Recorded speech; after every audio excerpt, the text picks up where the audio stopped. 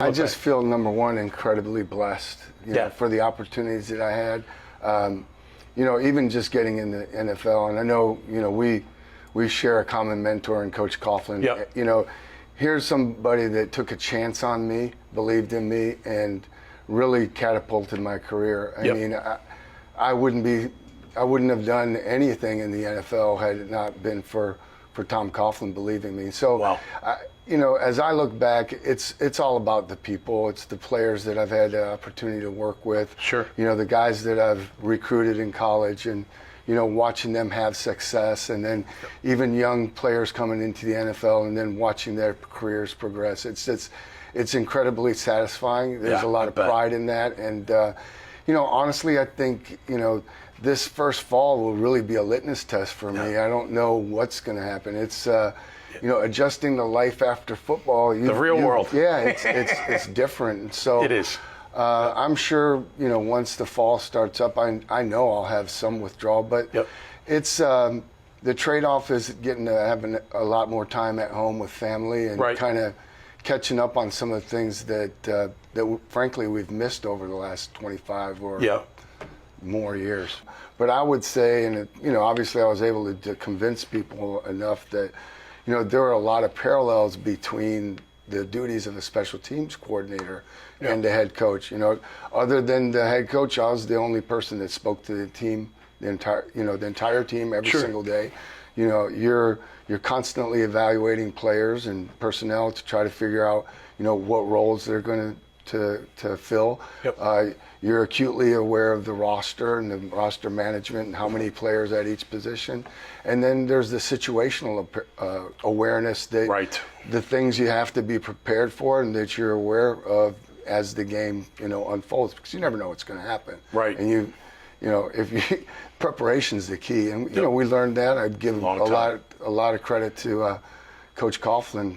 And the work that he put in that, and the detail, and attention to detail, all of those things. And it was a lot of fun. Having an opportunity to go in really and establish and build a culture. That to me was I guess I've always been determined, and I had worked my entire career to get that opportunity, one that I was very blessed to have. And I wasn't going to let a cancer diagnosis derail me from that. What a dominant performance by the Central Michigan defense, as they were the difference in CMU's 14-6 win at Infocision Stadium on Saturday. Welcome into Chippewa Rewind, presented by the Morning Sun. I'm Adam Jacksa, alongside your head coach, John Bonamego. A classic defensive battle on Halloween. Gritty win by your team. Yeah, it reminded me like games we would play in the 1980s, when I was here. So defense definitely dominated the day. Thought our guys played really, really hard. Battled through a lot of injuries, down to our third left tackle, just to name one position. Had two corners go down this week in practice. But the good thing is we're getting a little bit extra rest time here, so we're going to get some guys back, and we'll be ready to go next week against Toledo, which would be a big challenge for us. Coach, what did you think of the game on Saturday? Well, obviously we didn't get off to a very good start. Dug ourselves a hole early, and I was proud of how we battled back, but in the end we made too many mistakes to win the football game. Hats off to UVA. They outplayed us, and they deserved the win. And the good thing is there's a lot for us to learn from this tape. All the mistakes that we made are completely within our control, all very correctable. And it's a hard lesson learned for our football team, but one that I believe we will be able to draw on and should be able to bounce back from and be even stronger down the road. An interesting situation for you. You guys were down, came back.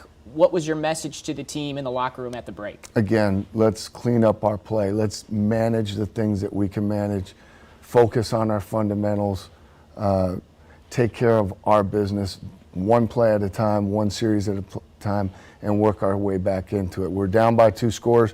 There's no 14-point play in football. You got to work your way back into it. And fortunately, we were able to get a quick strike here on defense, which really helped us, gave us a big spark.